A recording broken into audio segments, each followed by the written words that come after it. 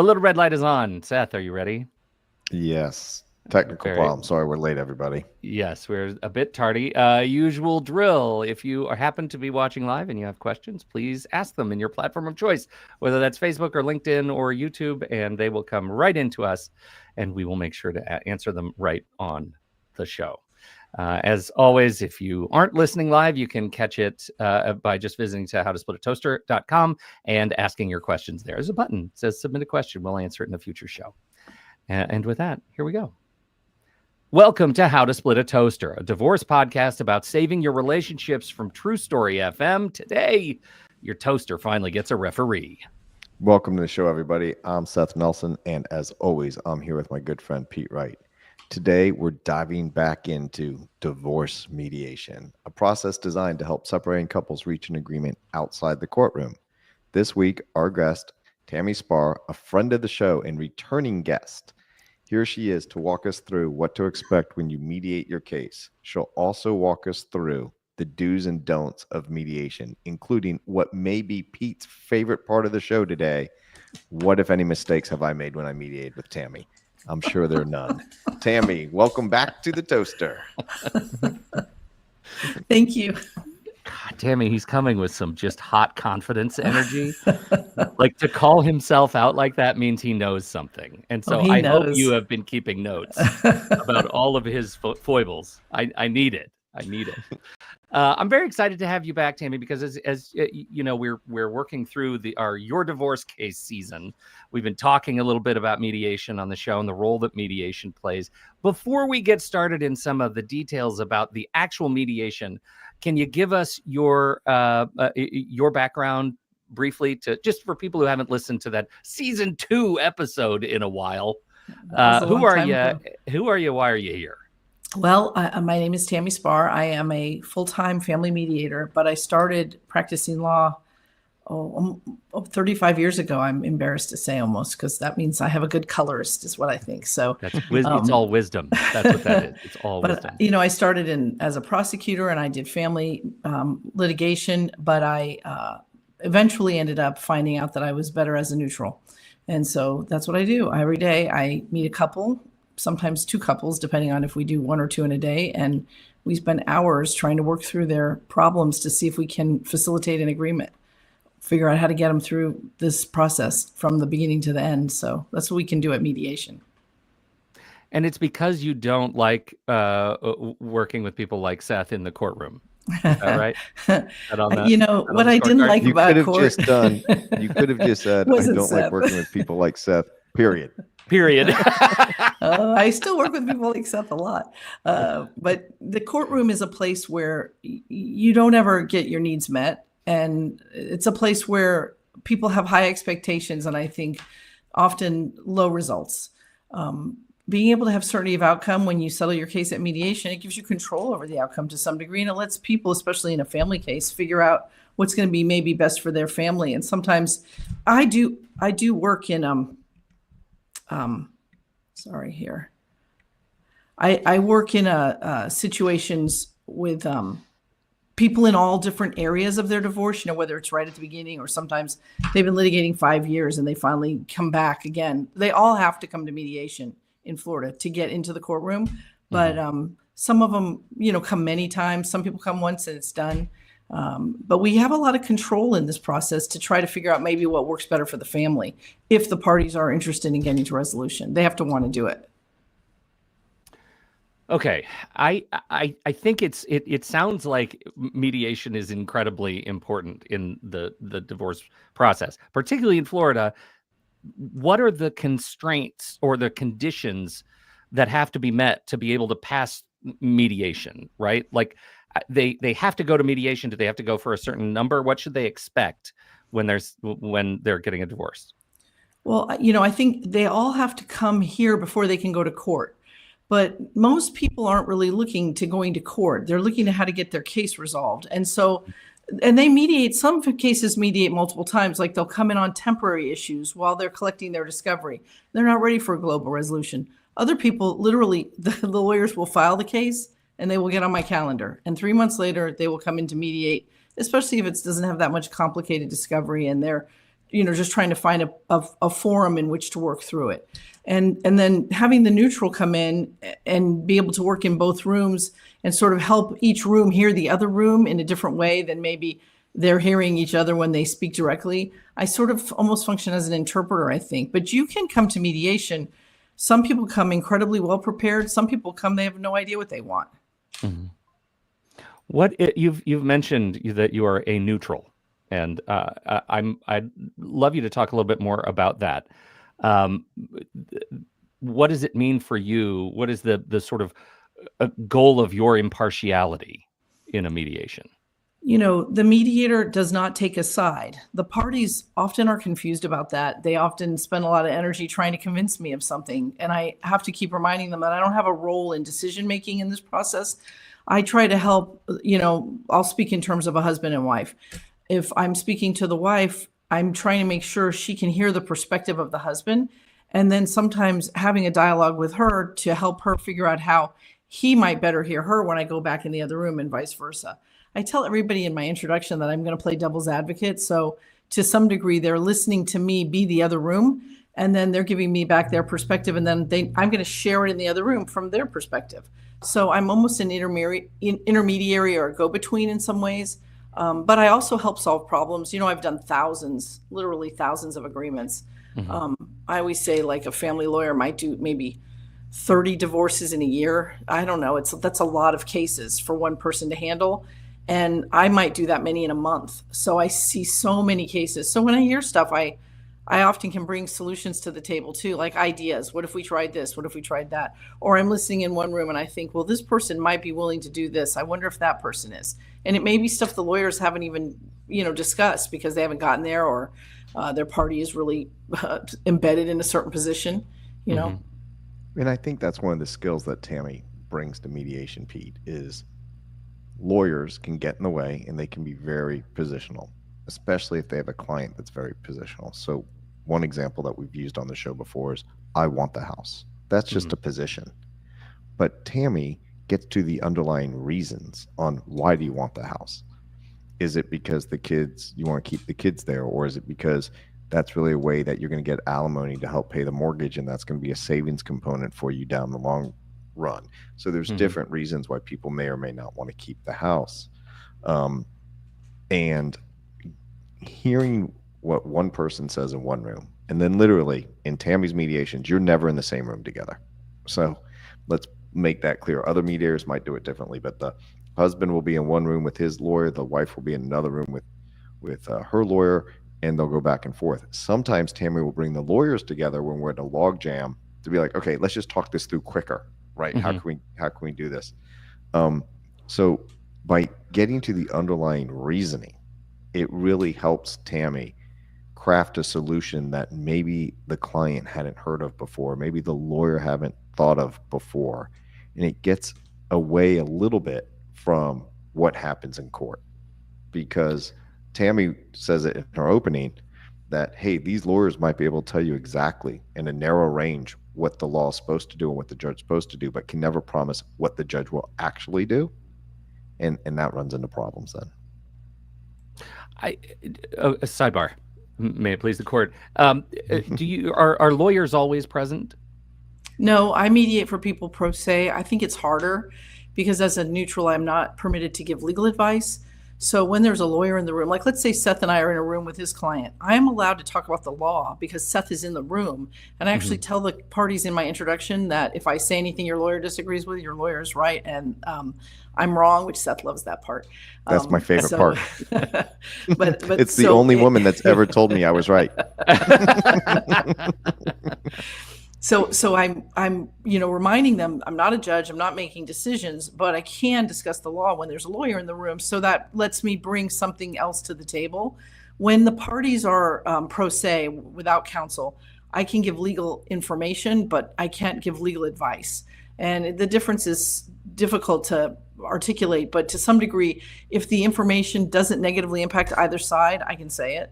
Like I could tell a couple going through a parenting plan analysis that the Supreme Court of Florida is going to look for us to identify the school district, which parent's school district the kids would go to school in if the parents couldn't agree. That I can tell them. What I can't tell them is what's going to happen if they don't agree, who's going to win, how to resolve it. So, Tami, I'm sorry, I gotta ask. Like this seems like you. I mean, you practice law, but were you ever a practicing therapist? Because it seems to me like your number one skill might not be the law or your ability to mediate, but compartmentalization. How did you get to the point where you could have these conversations and keep yourself from nodding and winking as you're having these conversations? Like that seems extraordinarily difficult to me. I think one of the hardest things of mediating, honestly, is being patient enough to go at the speed of the parties. Because I do sometimes come in and think, oh, this is how this case needs to settle, or this is where there may be a meeting of the minds. I can often hear that right at the beginning just because of what I do. And they have to get there on their own. I can't get them there. So being patient is really a skill set that you have to develop. I think when I litigated, I often found myself problem solving. I'm maybe a better problem solver than an advocate. So, when you mediate, you're not advocating anything except settlement, and I don't even keep statistics on whether the case settles or not, because I don't want to be in a position where I'm trying to make it settle, because then I would maybe take a side to try to press somebody to taking a position.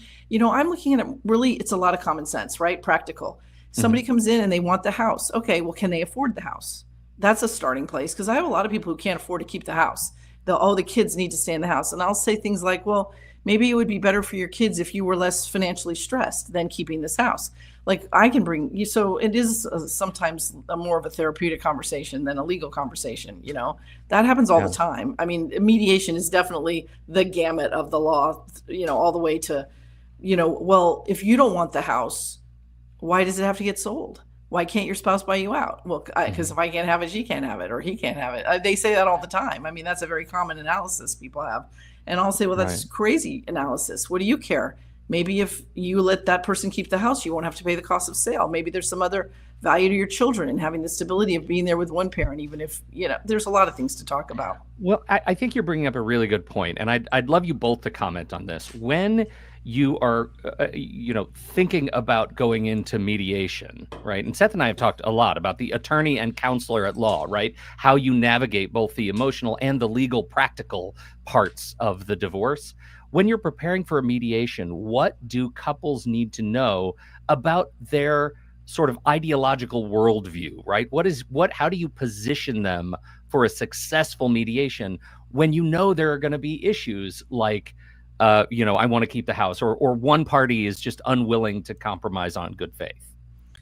You cannot control the other side. You don't know what they're going to do, but you do know what you're going to do. And I think the most satisfied people at the end of I actually tell people at the beginning, you're not going to love your deal. Most people leave mediation feeling like they've stepped into a place they don't want to go. And I see that happening in both rooms, where neither side is particularly satisfied with the deal, but I tell them they're generally thrilled to have it, because they do have closure and boundaries, and then they can move on with their lives and stop paying legal fees. There's a lot of value to settling a case.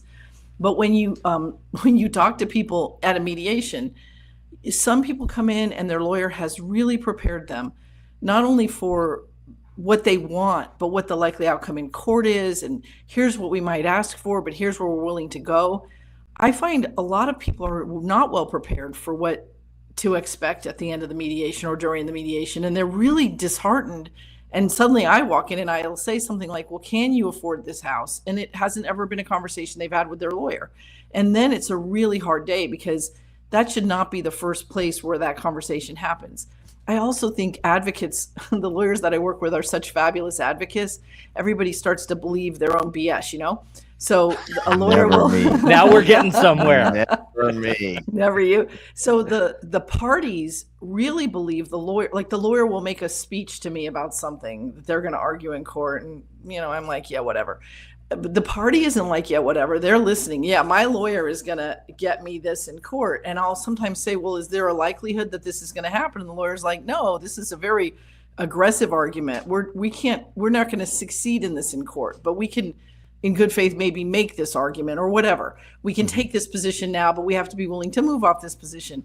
Well, but we're skilled negotiators, and the parties often aren't, and they get really entrenched in their lawyer's perspective and that position, and then it's hard to move them if they don't understand that was just a position. And Right. And the issue with that too, Pete, is that the lawyers can really get in the way. And like we talked about in our previous show, how do you prepare for mediation?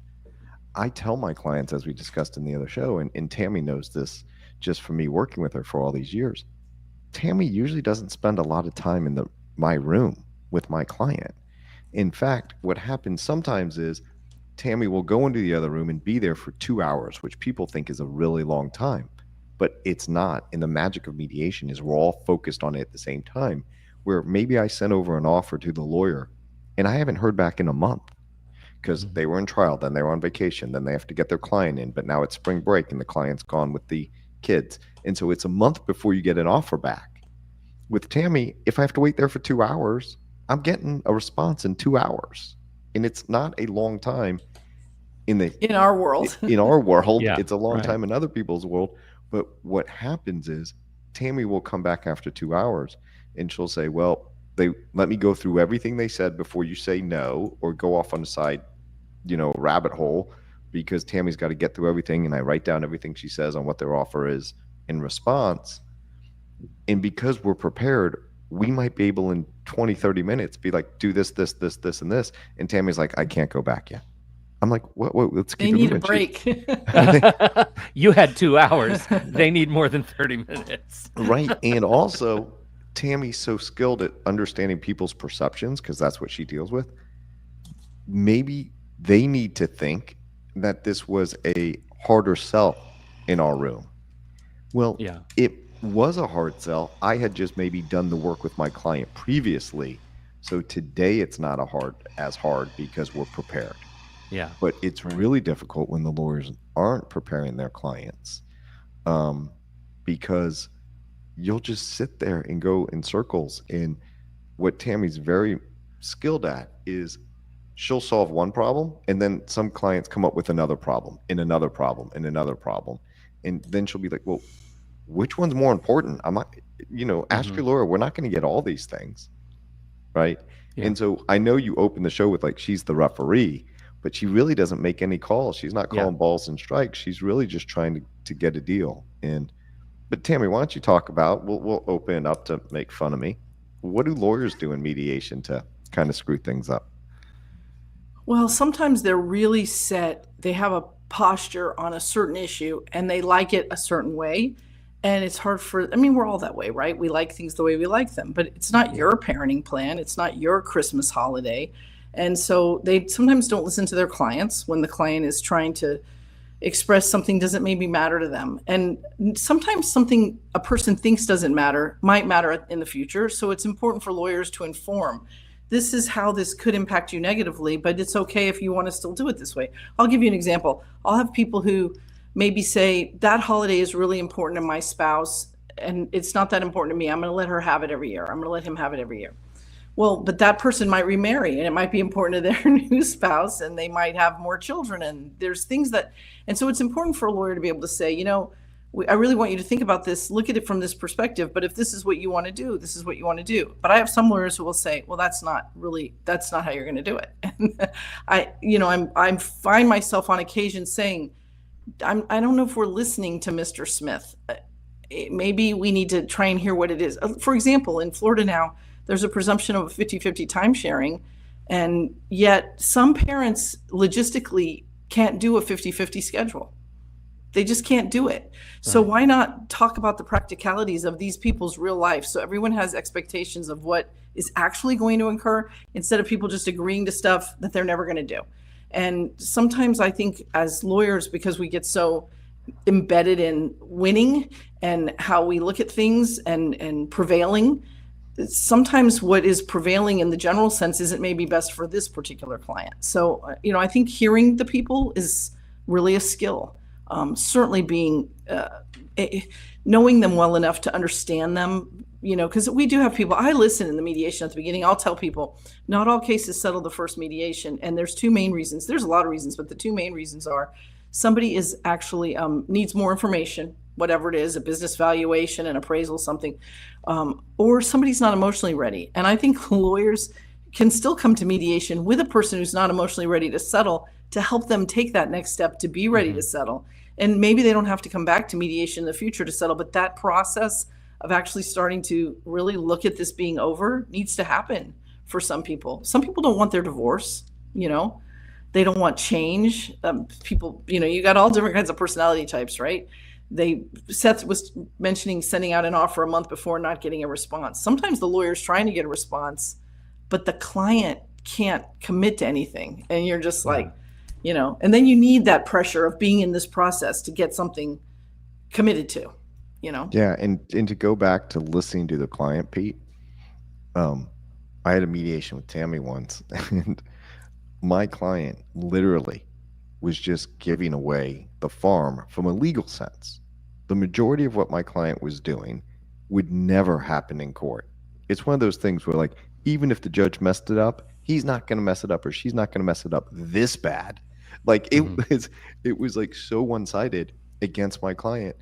And Tami looked at me and she goes, Seth, I literally walk into this room and I picture you are sitting in your chair there with a telephone cord wrapped around you because you're not allowed to do anything, because my client was so adamant that, Seth, Tami just gave me an offer. I want you to tell me the positives and negatives of what will happen and may not happen in court, but you've told me from day one this is my decision. And I would do that. And then my client would say, I'm not taking your advice. I want to get this done. I'll overpay. I'll do X. I'll do Y, whatever the case may be. And we end up getting an agreement. Now, from a legal perspective, I had already prepared a letter to my client saying he's entering into this agreement against my advice because I'm going to protect the file. But I had prepared him for all that. And literally, I would just look at him. I'm like, I don't know why I'm here today. You're not listening to me at all. But I respect the right for the client to make their own decisions. Because like Tami said, it's their parenting plan. It is their money. It's not mine. I've done my job. They're the decision maker. What's so interesting about this is that for both of you, for me, have just turned mediation upside down. We're so used to talking about the courtroom experience where we have a central authority figure in the judge and authority sort of trickles down. But what you're saying is, going into a mediation, the authority is yours, divorcing couple, to make these decisions. And it's not as if Tami's going to sit there and tell you what to do, when to be quiet, right? You're not vested with that kind of authority. It's theirs to make good decisions or bad and listen to the advice of counsel along the way. Is that a fair assessment? Yeah, I think so. I mean, I control the process of the mediation. So if someone starts to say things like, well, I don't have any choice, I have to do this, well, I'm going to stop the mediation because you do have a choice, and your choice is to go to court. And so, you know, you can choose to keep negotiating, you can choose to stop, you can choose to fight, whatever you want to do, but you always have a say in the outcome of the mediation. No one forces that outcome on you. So when people start to get really dramatic or cry a lot, we'll stop, you know, because they have to stay in control. So in that way, that's the only way I really control the process. The only other thing I do is I'll often ask the lawyers, can you tell me what the likely outcome of this is in court? Or what is the likely outcome in court of this? Because people should still be analyzing how they settle their case based on, well, if we don't settle it, what's going to happen? I was just in a big mess the other day and everyone was fighting over something. And then one lawyer said, I don't know why we're talking about this. This will never happen in a courtroom. I was in a group with like 4 lawyers fighting over something, and this isn't going to happen in a courtroom. So whoever wanted it needs to let it go. And then everyone was like, you're right, we need to move on because it's not happening. So here's an example of that. Yeah. Right. Here's an example of that in Florida. There's no requirement under Florida family law that you pay for your adult child's college education. Now, we typically don't think of our college kids as adults, but in the law, they're 18. They're adults. You have no responsibility to pay for that college education. So some parties will be like, I want them to pay half. I want them to pay a percentage. And I'll say, I can't get that for you because that will never happen in court. And they'll say, well, you know what's going to happen. She's not going to pay for any of it, and I'm going to be stuck paying for college. I said, yeah, but let me ask you this. Weren't you going to pay for your kid's college anyway? Like, you're not going to screw your kid out of a college education because the other spouse isn't going to pay a percentage, but they're just pissed off about it. So I said, I can't get it. But I can help with it. Right. Sometimes I can say, well, okay, you're going to do this anyway. Is there something your spouse wants that you're willing to give them if they agree to pay for college? Or is there something that we can do? Sometimes the spouse will say, well, I can't pay 50%, but I'd be willing to pay 30% because we have a 70-30 pro rata. And then the other person's getting 30%. They never get that from a court, but maybe there's things people will sometimes negotiate because it's important to them. Or maybe the person who's not paying says, I want that person to pay, and I'm willing to give up some period of alimony in order for them to pay for college. Mm-hmm.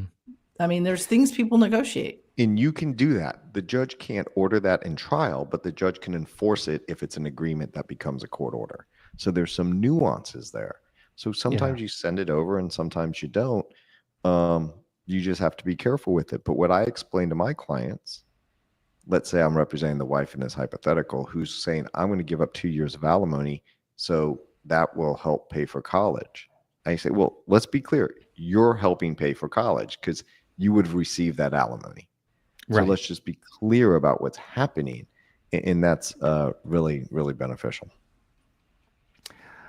I'd like to transition to, I guess, higher conflict mediations. How do you address, Tami, power imbalances between couples in mediation when there is, let's say, a significant financial disparity between the parties, or maybe allegations of domestic violence, or those sorts of situations? How do you approach those? Well, Seth mentioned that I always mediate with people in caucus, which means separately.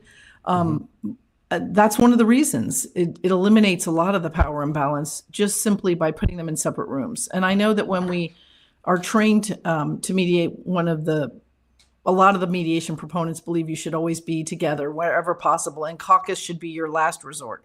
I just don't see it that way. It's not successful in my business. I just never find so much value in putting everyone in the same space. And actually, I think it makes everything slower and longer and more emotional. So when we put in separate spaces, we can sort of speak more freely. And now they have to trust that the information I'm relaying between the two rooms is properly relayed. But that's what my job is. And that's what my reputation is to be able to do that, to accurately give information between the two rooms. The power imbalance, like for domestic violence, that is the best way, is keeping them separate. Mm-hmm. The difficult part about what we do for a living is these people are still stuck with each other if they have kids. I mean, you could do a litigation on a slip and fall. They don't have to see each other at Publix. They don't, just because you sue Publix, maybe you go to a different grocery store. I don't know. But sure. When you have kids, you're going to the same soccer games and graduations and whatnot. So, a lot of times what I'm doing is trying to help people hear the other person. So like, I can talk to a very powerful, very wealthy guy who says, my wife is a greedy, whatever. She wants all this money and she's been shopping erratically since the divorce was filed. And I say, well, is that because she's afraid that she's not going to ever be able to buy anything after this is over? Like, is that possible? And sometimes people go, yeah, well, that's very possible. Or like, is your spouse fiscally savvy? Do they understand money? I work with some people who don't even understand the difference between net and gross, like for taxes. So they'll say, but my spouse makes all this money. And you're like, okay, well, let's take out what the government, let's get down to brass tacks and talk about it. Or like in Florida, if you have investment income from your assets, that counts as part of your income. But a lot of people who aren't really fiscally savvy don't understand that if you had $1 million in the bank, it throws income. So they still look for support. And it's hard to explain those things to people. In keeping them separate and letting the person who's the payor have a little bit of empathy maybe for the fact that this person is fearful and isn't necessarily being greedy, but is concerned, it can help us change the dynamic of the negotiation. Like, what does your spouse actually need to live? Mm-hmm. And that's maybe a perspective they haven't thought about because they're only thinking about what do they want to keep, not pay, not how does this person move on. And the other thing that I use a lot in that scenario, if I represent the high income spouse, Pete, they're always complaining that their spouse has been spending too much over the years. Mm-hmm. And early in representing them or at mediation, I'll be like, how much is she spending a month? And let's just pick a crazy, oh my God, she's spending 40 G's a month, right? And I'm like, okay, well, we just got an offer on alimony for 25. you're getting a $15,000 net raise because you're not spending. So you kind of reframe it. You got to reframe it. But that analysis, whether it's $40,000 a month or whether it's $5,000 a month, is the same analysis, right? And I had one client that just got it. He was like, I want to take their first number because I'm doing better now. Like, yeah. So you just got to really, and what Tami does a great job of is kind of having people look at this from different angles and how that ultimately will then change the outcome of a case in a positive way if you can get it settled. Because what lawyers do is we're defined within the law. And in court, I don't get to talk to the guy about, well, are you getting a raise? Like that's not going to come up. Right. But in a mediation, you have a lot more leeway, and you can draft documents that the court's just never going to be that nuanced and specific. Because as you know, when we had Judge Tibbles on, they had 750 cases. Like they don't have time to spend 8 hours drafting a final judgment and parenting plan. Like it's just not there. Yeah. When you think about finding a good mediator, how do you get involved in cases, Tami? Are you brought in by the attorneys, or does the couple have to find you? How does that relationship work?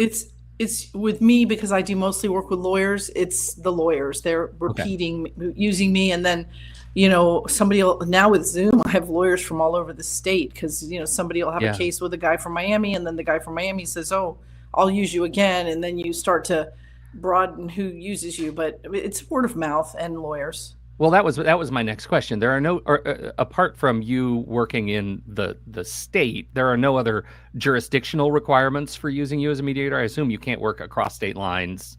You can't do a couple in Louisiana. I don't know. I don't know the rules because we're not practicing law. So, I mean, I am a certified mediator, but you don't actually have to be certified. So I have no idea if you could be from another state and mediate here if you had that kind of a reputation. I mean, one of the things, it's not like you have a lot of time to start shopping around for clients. Well, no, and we bring what we bring to the table if you're a lawyer in the community, in the jurisdiction, is that you understand the law. And you understand the law in your jurisdiction. So like it's even different in Hillsborough County to Pinellas County. There's subtle differences in how the courts work.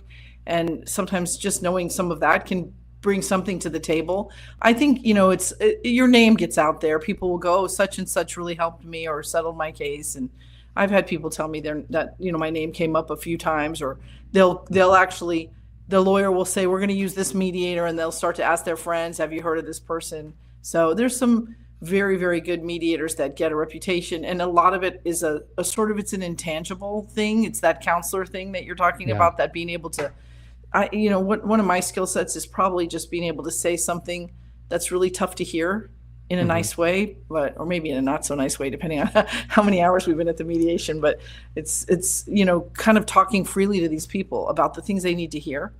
Mm-hmm. You mentioned you're a certified mediator. What does that entail, and what does that entail for your ongoing continuing education? Yeah, the Supreme Court of Florida has a certification mechanism for the different areas of law. So like I am a certified family mediator, and what it means is, I don't know how many hours they have to take now. It's like maybe 40 or so hours of class to get the certification, and then they have to sit in on a certain number of, I've been certified since, I don't know, a really long time. Probably sometime in the 90s. You don't need to out yourself, Tami. It's okay. No, so I don't know what the requirements are now, but for me, every 2 years, I have to take a certain number of continuing mediation courses. Just like I take continuing legal courses, I take continuing mediation courses. They have requirements that you have to do. I ask because if I put myself in the position of somebody listening to the show, thinking about how do I know that I'm getting set up with a good mediator? How do I test, especially if the mediator's coming from one attorney or an opposing attorney? How do I know I'm getting set up with somebody? How do I feel comfortable with the relationship I'm going to have with this mediator? No, I don't think there's like a one size fits all for personality. So I do cases where they've been to other mediators and it wasn't effective. And I'm sure there are many cases where someone's been to me and it wasn't effective and they went somewhere else and they were able to. And sometimes it may be the mediator, but a lot of times it may be kind of where they are in the case and where they are in their minds about being ready to settle. Because you can bring a horse to water, but you can't make it settle. So it's got to want it has to want to settle. But I think that when in Florida, like we have mediation and diversion services at the courthouses where they do a very inexpensive sliding scale mediation where you can go and you can have a mediator. And those people have a lot of skill because they do so many mediations. They don't have a lot of time. They're usually 2-hour blocks. So like I do mediations that can last 10 hours. It's not unusual for us to be really here a long time working through different problems. And so private mediation, they're easy to talk to people about because people have heard of us. Anyone who's getting a divorce has gone to a mediator. So, they start, and I'm sure people read reviews and stuff like that. Yeah, right. Is there a ratemymediator.com? I don't know. It'd be a good thing for someone to set up, probably. Right. We would get blamed for the not settling. My ex is a jerk, so I hated the mediator. Of course. Yeah. Well, I'll tell you, Tami, as always, it's a treat to talk to you, and thank you so much for educating us. Pete, we just got a listener question in, though. I know. I was going to delicately transition to let Tami know because we did not tell Tami that we're going to throw a listener question into the mix. Good. You should see the shit I throw at her at mediation. She doesn't see that coming either. All right. Well, we have this listener Tami, question. There's a third kid no one knows about. We got to talk about that. Okay. All right. So this question came in for the show, and it is it's a little bit long, so I will beg your patience as I read for the very first time this question. Here we go. Hi. Hello. Loyal fan here. Thank you. We are in the final throes of the divorce. I think my ex is dragging it out. The main financial issues are settled, and I'm thinking of what else I can work on while he seems to want to be engaged in discussion. I listened again to your college episode, and I realized there may not be an answer to this, but I would be interested if you or any guests have seen something like this work before. The case is in a state where college costs are not addressed by the court. I have a great financial planner from the podcast, a referral from the podcast, outstanding. And our child is in elementary school. Dad always said that his substantial inheritance would mean that college costs would be covered without a problem. Obviously, I understand things have changed and will probably change more. Have you seen any out-of-court settlements or arrangements where co-parents have been able to plan together to finance college, even though, as Seth says, we are not in a place where we're sharing a meal together? I wonder what kind of structure could work for this, or if it is like parallel parenting where I should just give up. Thank you so much, guys. What do we think? How do you want to approach this question? Does that make sense? Yeah, this is the perfect example of what we were talking about. We were talking about the house, and we mentioned this college. So this is a great question for Tami on how you approach this at mediation. So as this listener question states, you don't get this in court. So what ways can you potentially get this? So maybe we talk about, hey, this is what we said. Also, what he's always said about the inheritance. Inheritance, as we've covered before in equitable distribution, is a non-marital asset. So whoever receives the inheritance, if it's not commingled, it's going to be theirs. So one way what I would be prepping my client for, if they were the one receiving the inheritance, is to see what, if anything, we can do now, maybe with their parents, to say, hey, are you willing to set up a irrevocable, it can't be changed, trust for the kids so the college is taken care of? And it's just off the table. Now the parent has no, by this I mean grandparent, has no obligation to do that. But if they're willing to do that, maybe that solves the problem. Maybe they don't like the fact that their son might not have the money or use this inheritance for something else other than college. So they might be incentivized as the grandparent to do this. Another one would just be saying, look, if we do this to my client, if you say you're going to pay for a state college or you're going to pay up to so much, and I'm very specific in my wording, is you will pay up to $40,000 a year for any and all college expenses. But after that, it is what it is, right? There's no guarantees. So whether it's room, board, tuition, travel, spring break trips, whatever, back and forth home, you'll pay up to 40 grand a year. And I'm just making up a number. You can maybe get a concession from the other side on something else. How would you handle this in mediation, Tami? Well, we would talk about, do we want to fund a 529? Do we want to buy a prepaid college fund? Maybe the grandparents are willing to do that with the money that they know. So this person doesn't sound like they have control over the funds yet, right? Unless if they already have the inheritance, though, let's just assume they've inherited and it's his non-marital money. He might say, well, I'm going to do this anyway. I'm going to go ahead and agree to fund this money into this particular account. And that way we know these kids get state education 4 years. We've prepaid the Florida prepaid plan. Or, there's different ways you can talk about what you are willing to do. I've had cases where they take equitable distribution and they say, okay, when we sell the house, we're going to put this much aside in an account for college. But I will say that usually happens when the kids are older and closer to the college age. When they're younger, we're usually talking about how we're going to fund the education, because you don't really know where they're going to end up or what they're going to do. So, but when I just had a person, their kid wants to go to a school that's going to be $100K a year. How are they going to do that? It's part of the negotiation, because even though it's not something the court will do, both of these people care about where those funds come from. That's interesting. Exactly right. And I think that answers the bottom line question. Have you ever seen something like this work? Well, it sounds like Yes. you have. It sounds like there are options. Oh yeah, it works. Yeah. I mean, you'll hear bad stuff too, like where they agreed to put a kid in college and the parents said they're going to pay so much and they weren't clear. You know how Seth said he's very detailed in the language?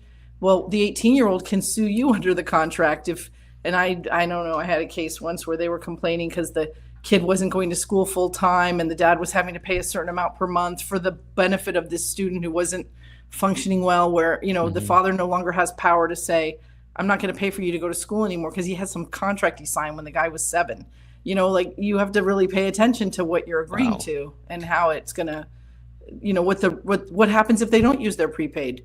Where does the money go? Well, we usually put in, it's going to go to the kid and it's going to go at this time. We have to be detailed about it. And sometimes that's where you bring in an estate and trust lawyer to draft maybe a trust document. So, this could be a lot of money. So you want to make sure you're handling and being detailed very, very early on. Mm-hmm. And when you're having an account, some of the stuff is, well, how do I know that I know that it's really being spent on that? Well, you can have access to view the account, but you don't have authority to spend the money, right? Sure. Or you also put in that, and it's kind of like child support in Florida, that it gets paid till it's 18. There's always exceptions, 18, or graduation from high school, as long as there's a reasonable expectation that the child will graduate before the 19th birthday. We know the concept is you don't want to cut a kid off in their senior year. Sure. Okay. Same thing for college.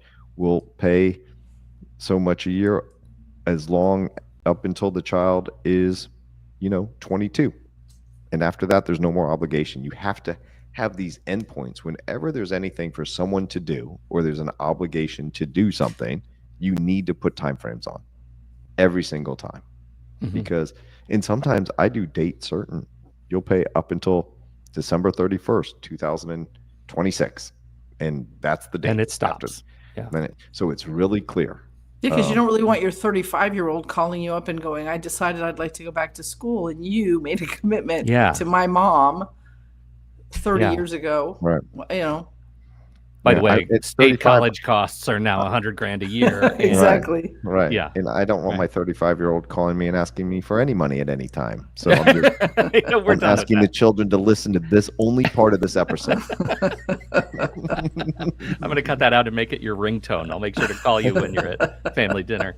Tami, this has been a treat. Thank you so much for taking on the impromptu question. It's sure good to see you. We appreciate you so much. You're welcome. It was a pleasure.